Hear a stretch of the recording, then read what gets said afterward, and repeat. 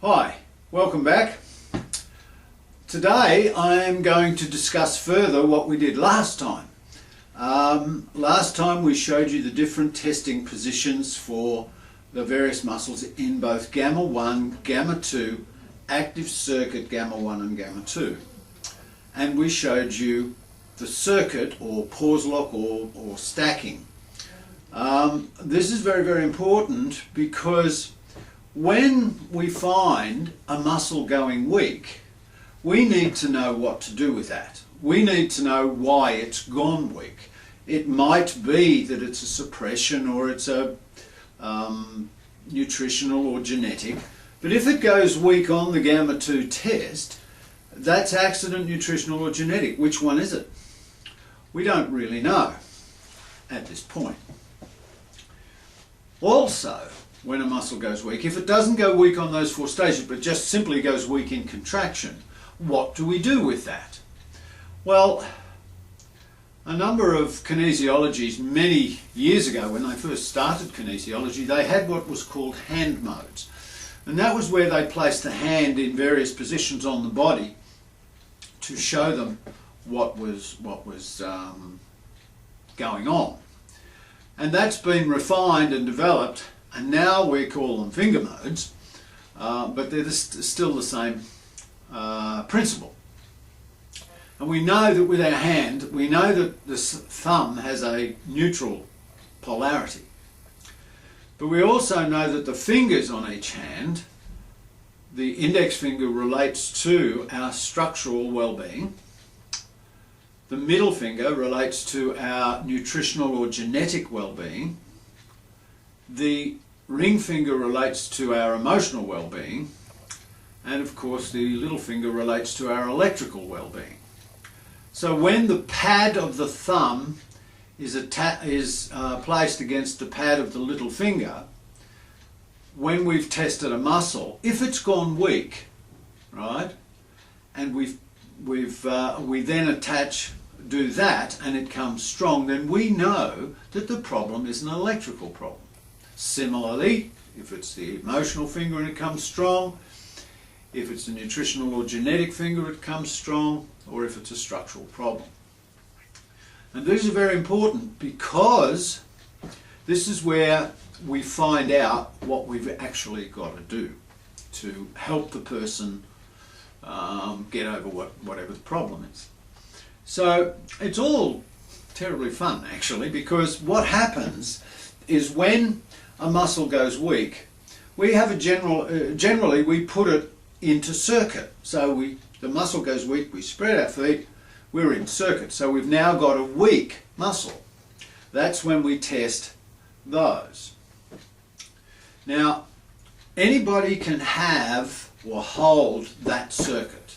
So when you're testing a friend or a client, when the muscle goes weak, if you put that in circuit and then have them, while you're touching them, take the circuit. So in other words, they spread their feet, then you can move. So that muscle will remain weak. So that the next time when you've touched those things and you touch that finger together and the muscle comes strong, you put that in circuit. Right? So you've effectively, while you're touching the client, you've effectively stacked into circuit what they had in circuit and what you've just found. Then you pass that back to the client again, so you get them to put their feet together and apart. And now we have a nutritional or a genetic problem. So, and with a strong muscle. Okay? And then we can go from there. You can challenge verbally whether it's genetic or whether it's nutritional. And it goes from there. The thing is, what that leads me into then is the indicator muscle. As distinct from just a straight muscle test, the indicator muscle is vitally important. The indicator muscle, often people use the anterior deltoid muscle. You can use virtually any muscle that's practical to use. And an indicator muscle is a muscle that will switch off and switch on in both extension and contraction on both sides of the body.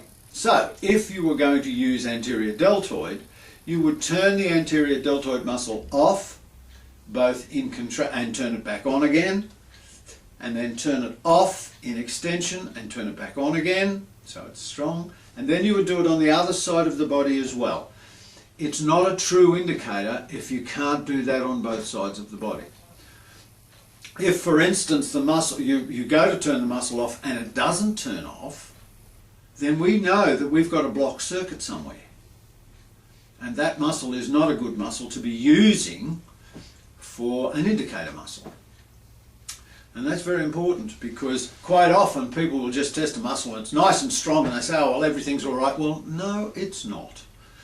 Not necessarily. We don't know this. If that muscle will turn off and turn on deliberately, then yes, we have a pretty good chance of that muscle giving us the correct responses from the body. Now, how to turn a muscle on and off, very important. With the anterior deltoid, well, with all muscles, they've all got the proprioceptors inside the muscle, which are sort of like a string of beads, if you want to call it that. And if the muscle is in contraction, all those little strings are all nicely contracted. All the little beads are all really close together. So if you squeeze those beads closer together, then it sends a message to the brain, hey, I'm too tight, and it switches off. So then you spread them apart, and it says, I'm too loose, and it turns it back on again. Now that's in contraction. In extension, obviously, it's exactly the opposite. You spread it, it turns it off, and you pinch it, and it turns it on. Okay? That's just simply... Now you must do that on both sides of the body. There are other ways of turning on and off muscle. You can run the central meridian against its normal flow. You can use a nutritional supplement that is obviously detrimental to the body, like petrol or something like that, that we showed with Lisa when she was testing food. She shouldn't be drinking petrol. Well, you know, you can do that. You know that that's going to turn her off, turn a muscle off. So you can use a nutritional supplement, anything that will turn the muscle off. And if it can turn the muscle off and then turn it back on again, you know you have a clear circuit. Particularly if you can do it on both sides of the body, you know you've got a full circuit on both sides working properly, and you can use that as your indicator so that you can find out more and more information. Now there's another finger mode that I meant to mention, and that is the one for meridians, because meridians are the channels of energy that flow through the body, Chinese medicine. That is where you put a neutral touch, which is your two fingers, on the eyelid, and the thumb, which is also neutral, on the eyelid, and test that way. That's testing meridians. It's always better to close your eyes. But if you do that and test the muscle, you will also find that that's testing meridians. There are Bruce Dew, Bruce and Joan Dew, who write kinesiology, professional kinesiology practice. They use finger modes exclusively. They have found all of the various points on the fingers, on the sides, on the middle, on the inside. It's quite fascinating. I haven't learned those things, but I use some of them. There's all of those things, and what they're doing when they use finger modes or hand modes or whatever you want to call them, they're looking for an indicator change. So you've got to get an indicator muscle before you can start looking for an indicator change. So that's the basis of what we do. Then we have other challenges which are based around Andrew Verity's use of the universal healing model, which is mental, emotional and physical. So emotional comes up twice, once in the finger modes and once on the universal healing model. And I will go into that at a later time as well. So we end up with those sorts of things. And then of course you've got the other verbal challenges of environmental and biochemical.